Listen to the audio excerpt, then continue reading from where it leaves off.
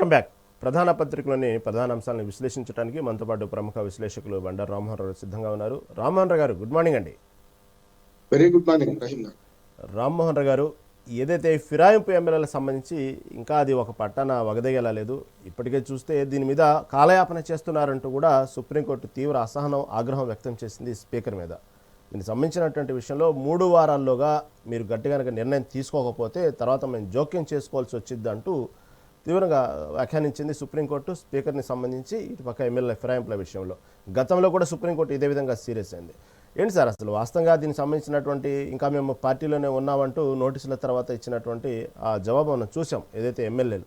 కాబట్టి మీరు ఒక న్యాయవాదిగా మీకు ఒక ఐడియా ఉంది కాబట్టి, ఇంకా అంటే వాళ్ళు ఎటువంటి నిర్ణయం, అంటే వాళ్ళు పార్టీలోనే ఉన్నామంటున్నారు, ఇటు పక్క స్పీకర్ ఎటువంటి నిర్ణయం తీసుకోవచ్చు, అసలు ఏంది దీని గురించి ఇంతగా సీరియస్ అవుతుంది సుప్రీంకోర్టు, జోక్యం చేసుకుంటే పరిస్థితులు ఎలా ఉంటాయి? సుప్రీంకోర్టును నేను స్పష్టంగా తప్పడుతున్నాను. ఎన్ని రోజులు ఎన్నిసార్లు ఇస్తారు? సహించను క్షమించను, సహించను క్షమించనని మీరు స్పీకర్కి ఎన్నిసార్లు అవకాశం ఇస్తే ఏమైతుంది చూస్తున్నారు కదా. మళ్ళీ నిన్న కూడా ఇచ్చింది కదా. ఇప్పటికి 8 మంది మీద మాత్రం నిర్ణయం తీసుకుంది. నిర్ణయం అంటున్నాను, అది కరెక్టా తప్ప నేను వేరే చెప్తాను. ఇంకా 2 మీద ఉంది కదా. ఇప్పుడు మొన్న నా దాన నాగేందర్ నాకు మున్సిపల్ ఎన్నికలు ఉన్నాయి కనుక ఇప్పుడు నాకు వీలు కాదు, తర్వాత వస్తాడు 20 ఫిబ్రవరి దాకా ఇచ్చారు. 16కు అయిపోతుంది ఎలక్షన్ కోడ్ అంతా, 16కి అయిపోతుంది. ఆయనకు మున్సిపల్ ఎన్నికలకు సంబంధం ఉందా ఏమని? హైదరాబాద్ లో జిహెచ్ఎంసీ ఎన్నికలు జరుగుతలేవు. హైదరాబాద్ కాకుండా ఆయన కాంగ్రెస్ పార్టీలో ఉన్నానని వాదిస్తున్నాడు. ఆయన మళ్ళీ చెప్పుకుంటూ కాంగ్రెస్ పార్టీకి ఉన్నానని వాదిస్తుంటే బీఆర్ఎస్ నుంచి కానీ కాంగ్రెస్ పార్టీ నుంచి కానీ ఆయనకి ఎక్కడ ఇన్ఛార్జ్ ఇవ్వలేదు. కొన్ని ఫిరాయించిన పార్టీ ఇవ్వలేదు, ఫిరాయింపు కన్నా ముందు ఉన్న పార్టీ వాటి ఇవ్వలేదు. ఆయనకి ఏం బాధ్యతలు ఉన్నాయి? మనకు పెద్ద రాష్ట్ర స్థాయి నాయకుడు కూడా కాదు, ఎక్కడ జిల్లా పోయి పర్యటిస్తున్నాడు, హైదరాబాద్ కూర్చున్నాడు. ఆయన టైం ఇచ్చారు. కడియం శ్రీహరి గారు నిన్న వచ్చి చేస్తే మాకు టైం కావాలని కడియం శ్రీహరి గారు అడ్వకేట్లు పోవాలని ఆయన టైం ఇచ్చారు. ఇప్పుడు 2 తేలాల్సి ఉంది. 8 మంది వాళ్ళ అనర్హత వేయకుండా చేసింది కదా. నేనైతే స్పీకర్ విషయంలో స్పీకర్ గా ఉంటలే ఆయన పరిగణించదు. ఇక్కడ స్పీకర్ కాకుండా సుప్రీంకోర్టు ఏమన్నదని, మీరు ట్రిబ్యునల్ చైర్మనే, ఈ ఫిరాయింపుల కేసు విచారిస్తున్న ట్రిబ్యునల్ కి మీరు చైర్మన్, స్పీకర్ కాదు. ఇక్కడ స్పీకర్ అధికారాలు ఎక్కడ ఉంటాయి, వాడి ఇమ్యూనిటీ ఎక్కడ ఉంటుంది అంటే, మనకు అసెంబ్లీ ఆవరణ లోపల ఏం జరిగినా మామూలు పోలీసులు రావడానికి వీలు లేదు. ఏం చేసినా కూడా స్పీకర్ మీదనే నడుస్తుంది. హెడ్ మాస్టర్ స్కూల్కి ఎట్లనో, ప్రిన్సిపాల్ కాలేజీకి ఎట్లనో, ఆయన ఆ అసెంబ్లీకి ఆయన హెడ్ బాస్ అంటున్నారు. అది తప్ప మిగతా చోటుకు వచ్చినాక అది ఉండదు. ఒక ఎమ్మెల్యేనే ఊరికి పోతాడు, ఆయన ఎమ్మెల్యే ఉంటాడు. ఊరికి పోతే ఆ వికారాబాద్ పోతే మన ప్రజా సమస్య మీద అడుగుతారు, నన్ను స్పీకర్ అడుగుతారు అంటే అది లేదు. అక్కడ ఎమ్మెల్యేనే. అంటే పాత్రలు మారుతుంటాయి రహీం గారు. నేను ఏమంటే, ఒక ఆడ మనిషి ఒకరికి తల్లి అవుతుంది, ఒకరికి చెల్లి అవుతుంది, ఒకరికి బిడ్డ అవుతుంది, ఒకరికి భార్య అవుతుంది. ఆ బంధాలు ఎట్లనో ఇది కూడా అంతే. ఆయన ఎక్కడ ఉన్నాడో దాన్ని బట్టి ఆయన స్థానం ఉంటది. ఇవాళ స్పీకర్ ను పూర్తిగా నేను అభిశంసిస్తున్నాను, తప్పు అంటున్నాను. ఇది చేసే పని తప్పు అంటున్నాను. ఇప్పటిసారి తీర్పు విషయంలో వీళ్ళు పోతారు, ఇంకో కోర్టుకు పోతారు. తప్పు, తీర్పుని తప్పు పడుతున్నా, మనిషిని కాదు తప్పు అంటే. ఒకటి. రెండోది ఏంటంటే, ఇప్పుడు నిన్న మనం జరుగుతున్న సంఘటన చూడండి. అరికెపూడి గాంధీని తీసుకుపోయి ఇన్ఛార్జ్ చెప్పారు కదా. ఇన్ఛార్జ్ ఎట్లా ఇస్తారండి? మీ పార్టీ కాదు, మీ పార్టీ నాయకులను గెలిపించమని మీరు ఇన్ఛార్జ్ చేశారు. ఇప్పుడు తీర్పు ఏమొచ్చింది? స్పీకర్ గారు ఇచ్చిన తీర్పు వాళ్ళు బీఆర్ఎస్ లో ఉంది. బీఆర్ఎస్ పార్టీకి ఇన్ఛార్జ్ అయితే ఏం కాదు, కానీ కాంగ్రెస్ పార్టీకి ప్రచారించాలి ఎట్లా పెడుతున్నారు చూస్తున్నాను. ముంచేతికి అనడానికి అర్థమైంది. ఇంకా అసలు అసెంబ్లీ స్పీకర్ గా ఆయన కళ్ళ గంతలు కొట్టుకుని అంటున్నాడు. ఆ కూర్చునే పద్ధతిలో చూశాను కదా, ఆయన ఎదుర్కొనే కాంగ్రెస్ సీట్లలో పోయి కూర్చున్నారు వాళ్ళు. అటు పక్కనే ఇప్పుడు గత 2 ఏళ్ళుగా అటే కూర్చుంటున్నారు, అటే మాట్లాడుతున్నారు. మాట్లాడి వేరు, కూర్చుండి వేరు. కనుక దేవునికి అండువారు వాళ్ళు చేరలేదు. 5,000 రూపాయలు మాత్రమే మనకు ప్రతి నెల కట్ అయినాయి కనుక సాంకేతికంగా చూసి ఇస్తున్నా అంటే, అందులోనే వీళ్ళందరూ అదే చేస్తున్నారు కదా. ఇప్పుడు జీవన్ రెడ్డి అరుస్తున్నాడు, నెత్తినోడు కొట్టుకుంటున్నాడు. జగిత్యాల ఎమ్మెల్యే గారు, మాజీ ఎమ్మెల్యే జీవన్ రెడ్డి గారు కొట్టుకుంటున్నారు. ఏమైంది? ఆయన నిన్న కూడా మాట్లాడి ఏడ్చిండు కూడా ప్రజల్లో. వాటి కాంగ్రెస్ పార్టీ అన్యాయం చేస్తే ఏం చేయాలి అని చెప్పి ఏడుస్తున్నాడు. మరి వాళ్ళు ఇప్పుడు అక్కడి ఎమ్మెల్యే, ఫిరాయించిన ఎమ్మెల్యే, ఆయన కూడా సచ్చీరుడు, ఆయన ఎక్కడ చేరలేదు అన్నాడు కదా స్పీకర్ గారు. మరి అటువంటిప్పుడు అక్కడ ఎమ్మెల్యే కాంగ్రెస్ కండువాలు కప్పుకుని పక్కన కూర్చొని వీళ్ళని గెలిపించండి అంటున్నారు కదా. వాళ్ళు ఉపాయం చేసుకున్నారు. ఆయన కండువా కప్పుకోలే. మీరు ప్రెస్ మీట్ చూడండి, జగిత్యాల ఎమ్మెల్యే సంజయ్ ఆయన ప్రెస్ మీట్ లో కండువా కప్పుకోలే. పక్క వాళ్ళందరికీ కూడా ఏం కండువాలు వేసిండు? చేయి గుర్తు కండువాలు లేవు, వట్టి 3 రంగుల కండువాలు వేసిండు. అదే కదా గాంధీ గారు అందుకనే అన్నాడు, ఇప్పుడు మీరు కాంగ్రెస్ పార్టీని రద్దు చేయండి, స్వాతంత్రం కోసం మాత్రమే పనిచేసింది, అంతవరకు ఉన్నది, దాన్ని రద్దు చేయండి, మీరు వేరే పార్టీ పెట్టుకోండి అన్నాడు. అందుకనే నెత్తి నోరు కొట్టుకొని గాంధీ ఇటువంటి జరుగుతాయని పెట్టుకున్నాడు. 3 రంగుల జెండా మన రంగుల్లో ఉంటది కనుక ఈ రంగులో ఏం తేడా? ఒక గుర్తు తప్ప ఏం తేడా? చేయి గుర్తు తప్ప 3 రంగుల జెండా ఎట్లా ఉంటుంది, వీళ్ళది అట్లే ఉంటది. దాన్ని వాడుకుంటున్నారు, ఇప్పటికి కూడా వాడుకుంటున్నారు. దానికి తగ్గట్టుగానే మిగతా పార్టీలు కూడా చూస్తున్నాం మనం. అందుకని ఉద్యమ పార్టీలకు వచ్చినాయని ఉద్యమాన్ని కాగానే రద్దు చేసి కొత్త పార్టీ పెట్టుకుంటే బాగుండేది అంటున్నాను. ఎవరైనా సరే, అది టీఆర్ఎస్ కావచ్చు, టీఆర్ఎస్ కావచ్చు, ఇంకేదైనా కావచ్చు. ఇక్కడికి వస్తాను నేను. ఇవాళ మీరు చెప్పిన 8 మంది ఎమ్మెల్యేలే కాంగ్రెస్ పార్టీ అభ్యర్థులను గెలిపించండి అని బహిరంగంగా తిరుగుతున్నారు. అంటే బారాఖూన్ మాఫీ. ఇప్పుడు వాళ్ళకి ఏమైంది? స్పీకర్ గారు ఇచ్చింది అధికారిక ముద్ర. వీళ్ళు బీఆర్ఎస్ లో ఉన్నారంటున్నారు కదా. బీఆర్ఎస్ లో ఉంటే బీఆర్ఎస్ పార్టీ అభ్యర్థులకు వీళ్ళు ప్రచారం చేయాలి కదా. కాంగ్రెస్ పార్టీ అభ్యర్థులకు ప్రచారం చేస్తున్నారు. ఎట్లా చేస్తున్నారు? చేయగుర్తు ఓటేయండి నేను ఎట్లా చెప్తున్నారు? ఇవాళ పార్టీ రహిత ఎన్నికలు కాదు, పార్టీ సహిత ఎన్నికలు. రహీం గారు, నువ్వు చూస్తే పంచాయతీలో పార్టీలు లేవు కనుక అది వేరు జరిగింది. అప్పుడు చేసినా కూడా ఒక ముసుగు కప్పుకున్నారు. ఇప్పుడు ముసుగు కప్పుకోవడానికి ముసుగు తీసేశారు. ఇప్పుడు అయిపోయింది. మళ్ళీ పిటిషన్ వేయాలి, మళ్ళీ కొత్త మొదలు కావాలి కనుక మళ్ళీ 2 నెలలు వద్దు కనుక బహిరంగంగా నిస్సిగ్గుగా వీళ్ళు మళ్ళీ కాంగ్రెస్ పార్టీ వైపు ప్రచారం చేస్తున్నారు. నేను ఏమంటున్నాను, కాంగ్రెస్ పార్టీ మంచిదా చెడ్డదా కాదు. వీళ్ళని ప్రజలు ఎందుకు గెలిపించారు? బీఫామ్ బీఆర్ఎస్ తీసుకుంటూ గెలిపించారు వాళ్ళు. ఆ బీఫామ్ విడిచిపెట్టి మీరు రాజీనామా చేసి మళ్ళీ ఇంకోటి చేస్తే, దానం నాగేంద్ర గారు గతంలో చేసింది కదా. ఆసిఫ్ నగర్ నుంచి చేసినప్పుడు 2004లో రాజశేఖర రెడ్డి గారు మళ్ళీ ముఖ్యమంత్రి అయితే అనుకోలేదు. తెలుగుదేశంలో చేసి ఎమ్మెల్యే అయ్యిండు. తర్వాత రాజశేఖర రెడ్డి గారు ముఖ్యమంత్రి కాగానే అయ్యో తుప్ప మంచిది కాలేదని చెప్పి మళ్ళా పోటీ చేస్తే ప్రజలు ఓడగొట్టారు. ఇప్పుడు కూడా ప్రజల కోర్టులో శిక్ష పడతాయి వీళ్ళందరికీ కూడా. ప్రజా కోర్టు ఏంటంటే, గతంలో 12 మంది కాంగ్రెస్ పార్టీ నుంచి 2018 తర్వాత ఫిరాయించిన వాళ్ళు 2023లో శిక్ష విధించారు. ఒక్క సబితా ఇంద్రుడు తప్ప మిగతా వాళ్ళందరూ ఓడిపోయారు. ప్రజాకోట్ల శిక్షించండి అని ఇదే రేవంత్ రెడ్డి గారు పిలిపించింది కదా. అందుకని సమస్య లేదు. ఈ కేసు ఇంక ముందరపడే కాదు. ఇవాళ చూసాక మిగతా ఇద్దరిని కూడా ఈయన స్పీకర్ గారు ఒకవేళ ఇద్దరిని కూడా వాళ్ళు పార్టీ ఫిరాయించలేదని చెప్తే ఇంతకంటే ఇంకో చీకటి ప్రజాస్వామ్యం చీకటి అవుతుంది అంటున్నాను. బహిరంగంగా వాళ్ళు బిడ్డ కోసం, మన బిడ్డ ప్రచారం కోసం శ్రీహరి గారు, ఇటు దానం నాగేంద్ర గారేమో పార్టీ ఫిరాయించి ఇంకో పార్టీ తరఫున బీఫామ్ తీసుకుని పోటీ చేసిన వాడు. వీళ్ళందరూ బాహాలవుతున్నా కొద్ది, వీళ్ళందరినీ మీద వేటు పడకపోయినా కొద్ది వీళ్ళకి ధైర్యాలు వచ్చినాయి. వీళ్ళిద్దరు చూడండి రహీం గారు, ఇప్పటిదాకా ఎక్కడా కూడా మేము ఈ పార్టీలో ఉన్నట్టు అఫిడవిట్ వేయలే, టైం తీసుకున్నారు. అంటే ఈ 8 మంది కేసు ఎట్ట దిగుతుందో చూసుకొని 5 పోయిన తర్వాత కడియం శ్రీహరి గారు ఎంటర్ అయ్యారు. 7 పోయిన తర్వాతనేమో దానం నాగేంద్ర గారు అయ్యారు. వాళ్ళు పూర్తిగా ప్రజల ముందు ఎందుకు చీప్ అవుతున్నా, మనకు ఇట్లా మంచిది కాదు కదా అనుకుంటలేరు కదా. నిజమే, సిద్ధాంతాలు నచ్చలేదు, లేకుంటే బీఆర్ఎస్ పార్టీలో ఉండదలుచుకోలేదు. మీరు పోయి రాజీనామా చేసి మళ్ళీ గెలవండి. ఎవడో అంటున్నాడు మిమ్మల్ని అంటున్నాడు. ఈ పార్టీ ఫిరాయింపుల కేసు గతంలో ఏం జరిగిందో యాజ్ అడ్వకేట్ చెప్తున్నాడు సార్. సమస్య లేదు, ఇంకో 2 నెలలు కొనసాగుతాడు. పుణ్యకాలం కాస్త గడిచిపోతుంది. తర్వాత రాజీనామా చేస్తారో ఏం చేస్తారో అయిపోతుంది. మళ్ళీ బహుశా పిటిషన్ పెట్టాలి కదా. 8 మందికి అయితే ఒక లైసెన్స్ దొరికినట్టే. దుర్మార్గమైన లైసెన్స్ ఎవరు ఇచ్చారు? స్పీకర్ గారు ఇచ్చారు. మన ట్రిబ్యునల్ చైర్మన్ గా ఉన్న హోదాతో ఆయన ఇచ్చారు.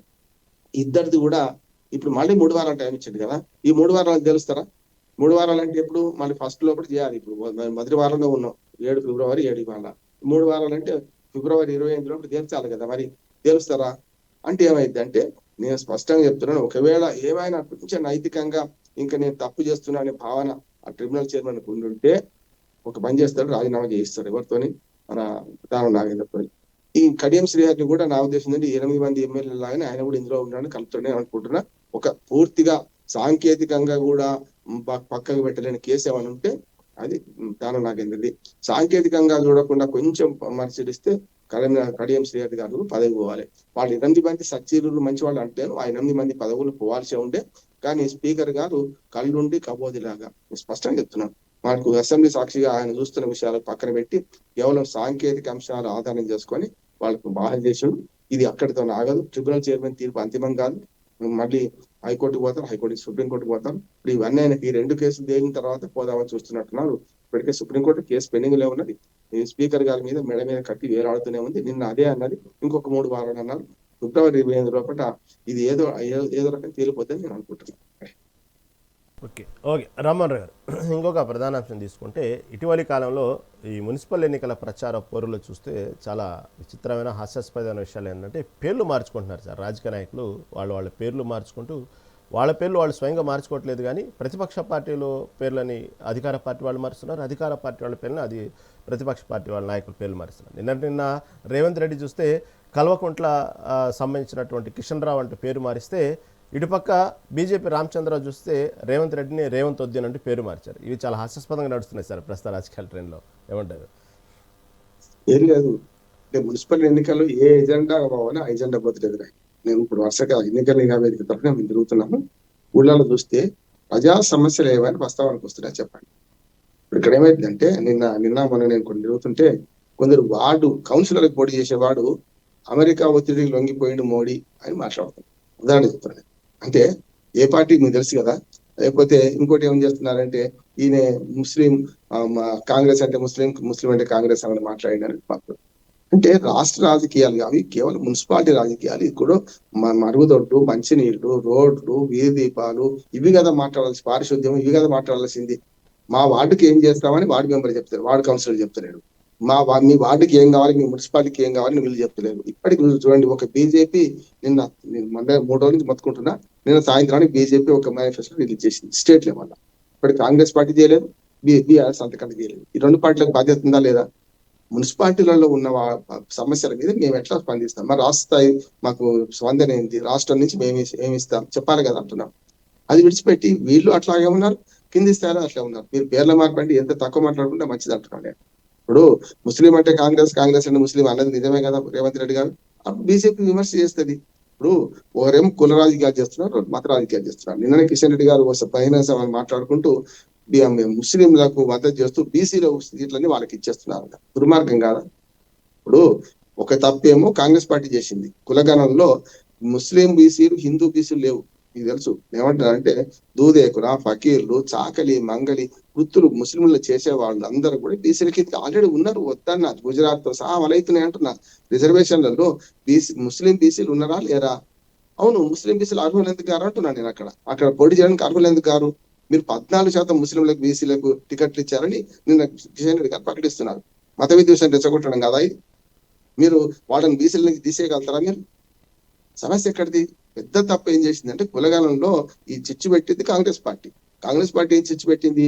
బీసీలందరినీ ఒకే లెక్క ఉండాలి కదా. గతంలో సకల జన సర్వేలు కూడా చేసినప్పుడు బీసీలను 51% అన్ని కలిపి 51% ఉందని ఆనాడు తేలింది. సరే, అది అఫీషియల్ రికార్డ్ లేదు, వాళ్ళు వెల్లడించలేదు, అదే 51% కాస్త గత 10 ఏళ్లలో 56% పెరిగింది, 57%కి వచ్చింది కదా.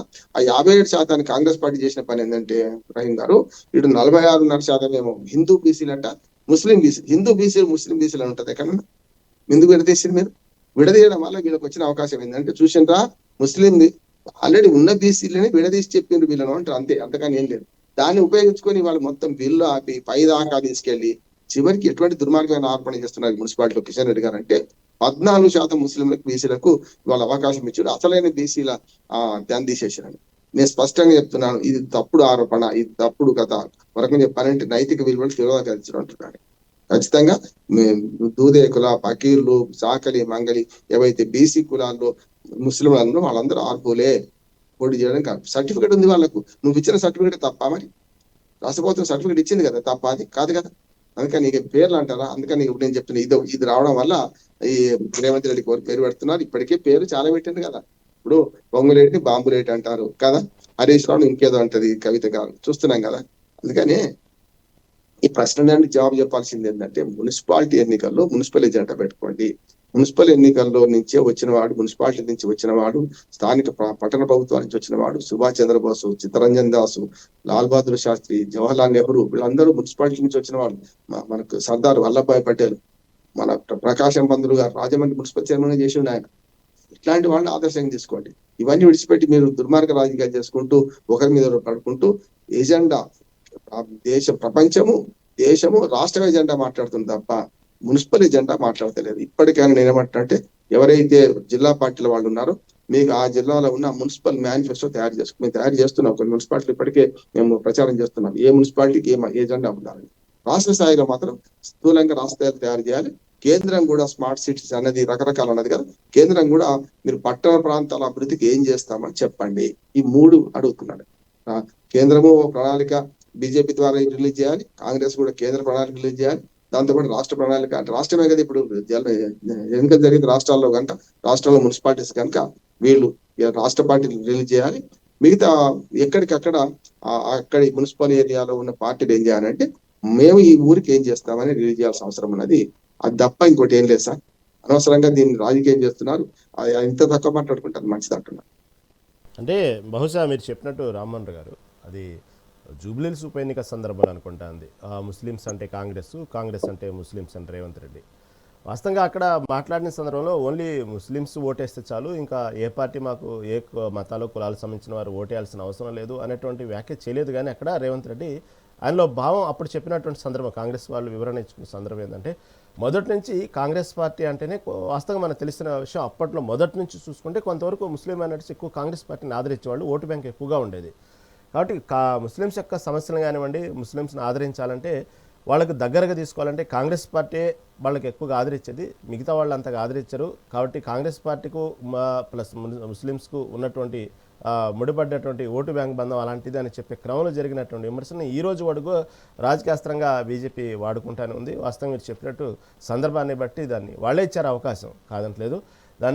దాన్ని పక్కన పెడితే ప్రస్తుతం ఆంధ్రప్రదేశ్ రాష్ట్ర రాజకీయాలు తీసుకొస్తుంటే చూసాం, నిన్న ఇబ్రహీంపట్నం జోగి రమేష్ ఇంటి కుటుంబ సభ్యుల్ని పరామర్శించడానికి వైఎస్ జగన్మోహన్ రెడ్డి వచ్చినప్పుడు జరిగిన హైడ్రామా మొత్తం నిన్న ఆంధ్రప్రదేశ్ రాష్ట్ర రాజకీయాల్లో చూసాం. ముందుగానే వైసీపీ నాయకులకు సంబంధించినట్టు ఇళ్లకు వెళ్ళి వాళ్ళకు నోటీసులు ఇవ్వటం, బయటికి రానికుండా చేయటం, టోటల్గా అక్కడ కృష్ణా జిల్లా వైసీపీ అధ్యక్షులను కూడా రానికుండా చేయటం, ఇవన్నీ అవినాష్ రెడ్డిని ఇవన్నీ మనం చూసాం. నిన్న చివరికి జగన్మోహన్ రెడ్డి చేసిన వ్యాఖ్యలు కూడా ఒక రకంగా చూస్తే నిన్న ఒక చర్చకే దారితీసి ఇప్పటికైనా చంద్రబాబు క్షమాపణ చెప్పండి, తిరుపతి లడ్డు విషయంలో కల్తీ జరగలేదని అనే విషయాన్ని అడగటం చెప్తే, దానికంటూ అసలు వీళ్ళు అనుకూలంగా చెప్పినటువంటి కమిటీ వీళ్ళకి రిపోర్ట్ రాలేదు కాబట్టి వీళ్ళు ప్రత్యేక కమిటీ వేస్తున్నారు, దీన్ని కావాలని చెప్పి లేనిపోని కులపు మతాల నిందలు అన్నీ కూడా పూస్తూ ఉన్నారనే విషయాన్ని జగన్మోహన్ రెడ్డి చెప్పిన సందర్భం మనం చూసాం. ఓవరాల్గా దానికి సంబంధించినటువంటి జోగి రమేష్ పరామర్శ సంబంధించి ఏమంటారు? నేతి బీరలో నెయ్యి అంత అంటే తిరుపతి లడ్డూలో ఉందంత. నేను ఆర్టికల్ రాశాను. ఏమంటా అంటే అది కల్తీ నెయ్యి కాదు సార్, నెయ్యే కాదు అంటుంటే ఇంకా మళ్ళీ వీళ్ళు దీన్ని కోడిగుడ్డు మీద ఈకలు వేయడం ఏంది? ఖచ్చితంగా కూటమి ప్రభుత్వం తప్పు చేస్తున్నది. సనాతన ధర్మం అని మాట్లాడిన ఆయన జంతువుల కోపం అని ఒకరంటే ఒకరిని మించిన ఒకటి మాట్లాడితే జంతువుల కోపం అనేమో చంద్రబాబు నాయుడు గారు అన్నాడు, పంది కొవ్వు కలిసిందని నేను అన్నాడు. ఎక్కడైనా రిపోర్ట్లో ఉందా? నేను 2 రిపోర్ట్లు యాజ్ అడ్వకేట్ చెప్తున్నాను, 2 రిపోర్ట్ చదివాను నేను. ఎక్కడైనా ఉందా? అసలు నెయ్యే కాదు, కేవలం పాలకు వెన్నకి ఏమి సంబంధం లేకుండా కొన్ని రసాయనాలు కలిపి నెయ్యి తయారు చేసిండ్రు, ఆ నెయ్యి సప్లై అయిందండి. నేను చెప్తున్నా, భక్తుల మనోభావాలు శాంతించినాయి అంటున్నా. ఎందుకంటే మేము తిన్నది జంతువుల కొవ్వు కాదు, మేము తిన్నది చేప నూనె కాదు అని అర్థమైంది కదా వాళ్ళకైతే.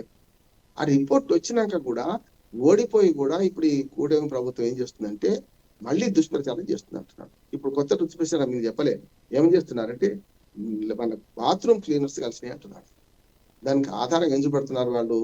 ఆ సిట్టు విచారణ తేలింది ఏంటంటే ఆయా ఏఆర్ డైరీలో ఈ వీటితో పాటు ఈ దుర్మార్గ రసాయనాలు అన్ని చేసుకోపాటు హార్పిక్, లైజాల్ లాంటివి కూడా చేసుకున్నారట. ఏ డైరీ కూడా తన ఫ్లోర్ క్లీన్ చేసుకోవాలా? ఇప్పుడు మన ఇంట్లో ఫ్లోర్ క్లీన్ తెచ్చుకుంటాం సార్, మనం వంటలు వాడతామా? అంత దుర్మార్గమైన ఆరోపణలు చేస్తున్నారు. సమస్య అదే చెప్తున్నా కదా, ఏ ఫ్లోర్ క్లీన్ లేకుండా ఏది ఉండదు. నేను ప్రత్యక్షంగా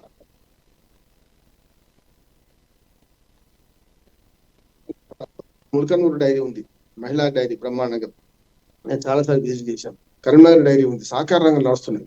అక్కడ కూడా అవన్నీ ఉంటాయి. ఎక్కడ కూడా మీరు క్యాన్లు కడడానికి వాటికి రసాయనాలు ఏం వాడకుండా క్యాన్లు కడతారా? సమస్య లేదంటున్నాను నేను. ఇప్పుడు ఏం చేశారంటే ఆడలేక మధ్యలో పడినట్టు ఇప్పుడు రిపోర్ట్ వచ్చింది, అందులో ఏం తేలలేదు. ఏం తేలిందంటే నెయ్యే కాదని తెలియదు. నెయ్యే కాని నెయ్యిలో కల్తీ జరిగిందని వీళ్ళు ఆరోపిస్తున్నారు. మళ్ళీ చేపలు ఉన్నట్టున్నారు. బాత్రూమ్ క్లీనర్స్ అడిగిందని అంటే వాళ్ళ రాజకీయం కోసం ఎంత దిగజారుతున్నారంటే, పూర్తిగా ఎంత దిగజారిపోతున్నారంటే మళ్ళీ భక్తుల మనోభావం. ఇప్పుడు మొన్నటిదాకా జంతువుల కొవ్వు, పంది కొవ్వు అన్నారు కదా, ఇప్పుడు అది ఏం చేస్తున్నారు? చేప నూనె అంటున్నారు. మళ్ళీ ఇప్పుడు ఇది అంటే ఏమేమి ఉన్నాయని ఇంగ్రీడియంట్స్ చెప్పుకుంటూ రకరకాల రసాయనాలు కలిసినాయి, అది నెయ్యి కాదని తేల్చింది కదా. తర్వాత ఇప్పుడు ఇటు పక్కన కూడా వైసీపీ కూడా మాట్లాడితే ఏమన్నా అంటే మరి అది మొత్తమే నెయ్యి కాదని తెలిసింది కదా, మీ సంగతి ఏందని నేను బిడ్డ అడుగుతున్నాను. ఒకటేమో నెయ్యిలో మీరు చెప్పిన ఏవి కలవలేదు అని చెప్పి వాళ్ళు రిపోర్ట్ ఇస్తే, అఫీషియల్ రిపోర్ట్ ఉంటే, వీళ్ళు ఏం చేస్తున్నారు? జంతువుల కొవ్వు కలవలేదు కదా అంటున్నారు. నేను ఒక ఉదాహరణ చెప్తున్నాను. ఇప్పుడు చచ్చింది నిజమే, గొడ్డలతో చచ్చిండా, కోడి కత్తితో చచ్చిండా? చచ్చింది అయితే వాస్తవం, శవం కనపడుతుంది. శవం ఎట్లా చచ్చింది అనే దాని మీద సమస్య కాదు మీరు చెప్పేది. మీరు చేయాల్సిన పని ఏంటంటే ఆ నెయ్యి కాదంటారు కదా, మరి మీ హ్యాండ్లో జరిగింది కదా అంటున్నారు. కానీ ఇక్కడ కూడా ఏంటంటే మళ్ళీ అధికారులు ఇన్వాల్వ్ అవుతున్నాడు. ఆ ఎల్వి సుబ్రహ్మణ్యం ఆయన ఒకరు ఉన్నారు, మొన్నటి దాకా వైసీపీకి మద్దతు చేసిండు, పదవులు పొందిండు. ఇప్పుడేమో ఇటు పక్కన టీడీపీకి మద్దతు మాట్లాడుతున్నాడు. ఐఏఎస్ ఆఫీసర్, ఐఏఎస్ మొత్తం ఐఆర్ఎస్లు అయిపోయారు. ఆయన మళ్ళీ అదే సేమ్ టీడీపీ వాదని సమర్థిస్తున్నాడు. మొన్నటి దాకానే వైసీపీ మద్దతు చేసిండు. అట్లెందుకు? అనిల్ సింగ్ ఉన్నాడు, ఆయన నియామకం ఎవరు జరిగింది? మన చంద్రబాబు నాయుడు హయాంలో జరిగింది. ఆ తర్వాత కంటిన్యూ చేసిన వాడు ఎవడు? చంద్రబాబు, మన జగన్మోహన్ రెడ్డి కంటిన్యూ చేసిండు. మళ్ళీ తర్వాత ఆయన తీసుకొచ్చింది ఎవరు? మళ్ళీ చంద్రబాబు నాయుడు తీసుకొచ్చిండు కదా. అంటే ఇవన్నీ చూస్తుంటే అనిల్ సింగ్ దొంగ, లేకపోతే పలానా ధర్మారెడ్డి దొంగ, లేకుంటే వైవి సుబ్బారెడ్డి, కరుణాకర్ రెడ్డి అంటున్నాం కదా. ఇప్పుడు కూడా రహీం గారు నేను ఇప్పుడు చెప్తున్నాను, 400 రూపాయలకు నువ్వుల నూనె కూడా రాదు అని మరి ఎవరైతే పవన్ కళ్యాణ్ అన్నాడు కరెక్ట్. మరి 400 రూపాయలు నెయ్యి ఎట్లా వస్తుంది, ఇప్పుడు కూడా ఎట్లా వస్తుంది అంటున్నాడు. ఇప్పుడు అదే రేటు కదా, 10-20 ఎక్కువ అంతే 400. దీని మీద ఎంక్వైరీ ఎవరు చేస్తారు చూడండి మీరు. అవన్నీ మాట్లాడుతున్నారు కదా. నేనేమంటున్నాను, ఆనాడు కల్తీ కలిసిందంటున్నాను, కల్తీ కాదు అది, మొత్తం నెయ్యే కాదు తేలింది. దాని మీద ఛార్జ్ షీట్ వేశారు, దోషులను నిర్ధారిస్తూ చేశారు, అధికారులు మాత్రం దోషులు చేశారు. అధికారులు సరిపోనట, వీళ్ళకి కావాల్సింది సుబ్బారెడ్డి రావాలట, మన కరుణాకర్ రెడ్డి రావాలట, ధర్మారెడ్డి రావాలంటే ఇంకెవరో రావాలట, కాదంటలేదు. నేను రావాల్సింది వద్దంటలేదు. కానీ ఇక్కడికి వచ్చే కల్లా ఇప్పుడు సప్లై చేస్తున్న నెయ్యి కూడా కల్తీది అని నేను అంటున్నాను. అదే రసాయనాలతో వస్తుందా, మీరు కూడా అదే బాత్రూమ్ క్లీనర్ కలిపింది అంటుండ్రు కనుక కలుపుతుండ్రా ఏ సంగతి ఆలోచన చేయండి అంటున్నాను. 400 రూపాయలకు వస్తుందా? హెరిటేజ్ నెయ్యి తీసుకుందాం, 900 రూపాయలు. మీరు చూడండి ఒకసారి ఆన్లైన్ లో కూడా చూడండి ఆ నెయ్యి రేట్ ఎంత ఉందో. దొడ్లా డైరీ చూడండి, అమూల్ చూడండి, విజయ డైరీ చూడండి. ఇంకొక మాట రహీం గారు, ఇప్పుడు కొత్తగా ఏం కాదు, 3 రోజుల నుంచి మాట్లాడుతున్నాను నేను వేరే టీవీలలో. మనకు శ్రీశైలంలో కూడా జరిగింది అంటున్నా. మొదలు శ్రీశైలంలో విజయ డైరీ సప్లై చేసేది అక్కడ నెయ్యి. మార్చింది ఎవడు? ఈ కుటుంబ ప్రభుత్వం వచ్చినాం కదా, మీరు కదా మార్చింది. విజయ డైరీ నెయ్యి తెప్పించే దాన్ని విజయ డైరీ ప్రభుత్వ రంగ సంస్థ, అక్కడ మోసం జరగదని భావిద్దాం. అక్కడ కూడా దొంగలు ఉన్నారు, అక్కడ కూడా పూర్తిగా అవినీతి ఉన్నది, అక్కడ కూడా కల్తీ ఉన్నది, నేను కాదంటలేను. ఇప్పుడు కాదేది కవిత కనకరావు అంటే అగ్గి పుల్ల, సబ్బు బిళ్ళ, కుక్క పిల్ల, కాయేది కవిత కనకరావు అని శ్రీశ్రీ గారు రాసినట్టు అవినీతికి అర్హమైంది అన్నిట్లో అవినీతి ఉంది, కాదంటలేదు. ఉన్నంత కొంత తక్కువ అంటున్నాను నేను. విజయ డైరీ నెయ్యిని వాడకుండా మధ్యాహ్నం కాంట్రాక్టర్ను మార్చింది ఈ కుటుంబ ప్రభుత్వం కాదా శ్రీశైలంలో? మళ్ళీ తుప్ప అని చెప్పి మళ్ళీ ఇప్పుడు మళ్ళా విజయ డైరీకి ఇచ్చింది వీళ్ళు కాదా? మీరు ఆరోపణ చేసేవాడి దొంగ అన్నట్టు, మన ఉల్టా కోత్వాల్కో చోరు ఉల్టా కోత్వాల్కో డాంటే అన్నట్టు మీరే దొంగ అని మీరే అంటున్నారు. అసలు ప్రభుత్వం ఎవరిది అంటున్నాను? వైసీపీ ఉందా ప్రభుత్వం? ఇప్పుడు 2 ఏళ్ళు అయిపోతుంది కదా, 20 నెలలు అయిపోయింది మీరు ప్రభుత్వానికి వచ్చి. మీరు ఏం చేస్తున్నారు? తిరుమల పక్షాన్ని చేసిందా? అక్కడ అదే దొంగల రాజ్యం, ఈ మాట అంటున్నాను, అదే దొంగల రాజ్యం వెళ్తున్నారు. ఇవాళ తిరుపతి వెంకటేశ్వర స్వామి భుజాల మీద తుపాకీ పెట్టి మీరు పేర్చుకుంటున్నారు. ఆ గుళ్ళు ఎవరు తాకుతున్నాయంటే భక్తులకు తాకుతున్నాయి అంటున్నారు. ఇవాటికి కూడా ఇంకా మీ రాజకీయం కోసం భక్తుల మనోభావాలు దెబ్బతీయకండి. అనవసరంగా ఫ్లోర్ క్లీనర్ కలిసినాయని, బాత్రూమ్ క్లీనర్స్ కలిసినాయని దుర్మార్గమైన ప్రచారం చంద్రబాబు, అట్లాగే మన పవన్ కళ్యాణ్, వాళ్ళిద్దరిని ఎందుకు చెప్పారు? చాలా మంది మొత్తం కూటమి ప్రభుత్వం అంతా చేస్తున్నది తప్పు అంటున్నాను. అవి తెప్పించింది వేరే పర్పస్ కోసం ఉన్నది, ఖచ్చితంగా ఉంటాయి. ఇన్వాయిస్ లో అది చేరిందంటే ఎక్కడ ఇన్వాయిస్ లో అవి ఉన్నాయని చెప్పింది, కానీ అవి ఇంత కలిసిన ఎక్కడ రిపోర్ట్ లో ఉందా? లేదు కదా. ఎందుకు మాట్లాడుతున్నారు వీళ్ళు? ఇప్పుడు ఈ మాట్లాడితే ఏమైందంటే రాజుగారి చిన్న భార్య మంచిదని పెద్ద భార్య మంచిది కాదనే సమస్య వస్తుంది. నేను వైసీపీని కూడా అడుగుతున్నా, ఇటేమో కూటమి ప్రభుత్వాన్ని మీరు నెయ్యిలో కల్తీ ఏం కలిసింది అంటున్నారు, బాత్రూమ్ క్లీనర్స్ కలిసి అంటున్నారు. దుర్మార్గంగా భక్తుల మనోభావాలు దెబ్బతీస్తున్నారు. ఇటుపక్క వైసీపీ నేను అడుగుతున్నాను ఏంటంటే, మీరు కూడా చేయాల్సిన బాధ్యత, మీరు కల్తీ నెయ్యి కావాల్సిన నెయ్యి సప్లై చేశారు కదా, దాని సంగతి ఏంది అంటున్నాను. ఆయన ఏమంటున్నారు? జగన్మోహన్ రెడ్డి ఏఆర్ డైరీ మనకు కాంట్రాక్ట్ ఇచ్చింది మన చంద్రబాబు నాయుడు గారు, ఈ 5 ఏళ్ళు వాళ్ళే కంటిన్యూ చేశారు, మేము వాళ్ళు పెట్టిందని కంటిన్యూ చేసినాం, కానీ కొత్తగా మేము ఎవరిని తీసుకురాలేదు. కానీ నిజమే కదా, వీళ్ళు ఎవరు తీసుకురాలేదు. ఎప్పుడు పట్టుకున్నారు? కూటమి ప్రభుత్వం అధికారంలోకి వచ్చిన 6 నెలలకు పట్టుకున్నారు. 4 ట్యాంకర్లు వెనక్కి పోయినా 4 ట్యాంకర్లు ముందుకు వచ్చినాయి. మరి దాని సంగతి ఏంది? అవే ట్యాంకర్లో రిజెక్ట్ అవుతుంది, తెల్లారికల్లా మళ్ళీ ఆ ట్యాంకర్ కనీసం పోయి మద్రాసు దాకా పోయించినా, ఏఆర్ డైరీ దాకా పోయించినా. అందుకనే రహీం గారు, ఇది ఎంత హాస్యాస్పదంగా ఉందంటే, వైసీపీ తప్పు చేస్తే అసత్యాలు చెప్పుకుంటూ ప్రజల, ముఖ్యంగా వెంకటేశ్వర స్వామి భక్తుల మనోభావం దెబ్బతీస్తున్నారు. ఇది వాళ్ళతో ఆటలాడుకుంటున్నారు. సరే, దేవుడు ఏం చేస్తుంటే పొద్దున శిక్ష విధిస్తారు. ఇవన్నీ తాత్విక చింతన మంచిది కాదు, కరెక్ట్ కూడా ఏం కాదు. దేవుడు దొంగకు వరం ఇస్తాడు, దొరకు వరం ఇస్తాడు, అందరికి వరం ఇస్తాడు దేవుడు. కానీ సమస్య లేదు. దీన్ని ఇప్పటికి ముగించండి. ఎలక్షన్లు ఏం లేవు, ఇకనైనా సరే ఈ నెయ్యి రాజకీయాలు మానమని మనకి ఈ 2 పార్టీలు. చక్కటి విశ్లేషణ, ధన్యవాదాలు రామ్మోహన్ రావు గారు, ధన్యవాదాలు. అది ఇప్పటి వరకు చూసుకున్నటువంటి ప్రముఖ పత్రికల్లోని ప్రముఖ విశ్లేషణ. చూస్తూనే ఉండండి మెగా 9 టీవీ.